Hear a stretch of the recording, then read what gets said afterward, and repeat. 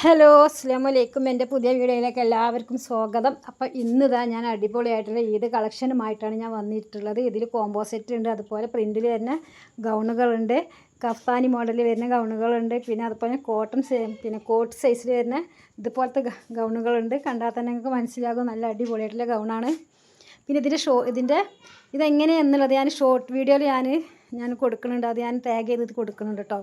അപ്പോൾ ഇതെങ്ങനെയെന്നുള്ളത് മോഡൽ എങ്ങനെയുള്ളതെന്ന് നിങ്ങൾക്ക് ആ ഷോർട്ട് വീഡിയോ കണ്ടാൽ അറിയാം. അതിൻ്റെ വീഡിയോ ഞാൻ അതിൽ കൊടുത്തിട്ടുള്ള. പിന്നെ അതുപോലെ തന്നെ ഇതുപോലെ പ്രിൻറ്റിൽ വരുന്ന പിന്നെ യോക്കിൽ പ്ലീറ്റഡ് വരുന്ന ഗൗണുകളുമുണ്ട്. പിന്നെ ഡെനിം ക്ലോത്തിൽ വരുന്ന ഗൗണുകളും ഉണ്ട് കേട്ടോ.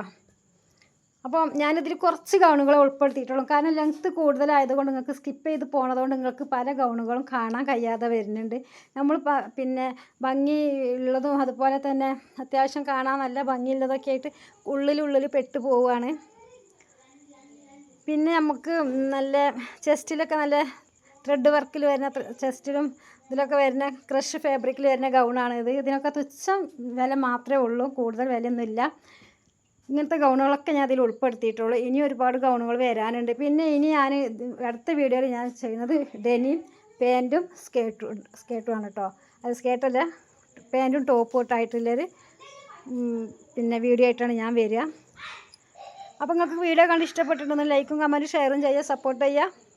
പിന്നെ അതുപോലെ സ്ക്രീനിൽ കാണുന്ന നമ്പറിലേക്ക് നിങ്ങൾക്ക് പിന്നെ ഇഷ്ടപ്പെട്ട ഡ്രസ്സ് ഏതാണെന്നുണ്ടെങ്കിൽ അതിൻ്റെ പിന്നെ ഫോട്ടോസ് സ്ക്രീൻഷോട്ട് എടുക്കുക, എന്നിട്ട് അയക്കുക. എന്നിട്ട് ഡീറ്റെയിൽസ് ഫുള്ളായിട്ട് ചോദിക്കുമ്പോൾ ഞാൻ എന്തായാലും ഡീറ്റെയിൽസ് പറഞ്ഞു തരും. നിങ്ങൾക്ക് അഡ്രസ്സ് അയക്കാനല്ല, അത് കാര്യങ്ങളും ഗൂഗിൾ പേ ചെയ്യാനുള്ളതൊക്കെ ഞാൻ പറഞ്ഞു തരും.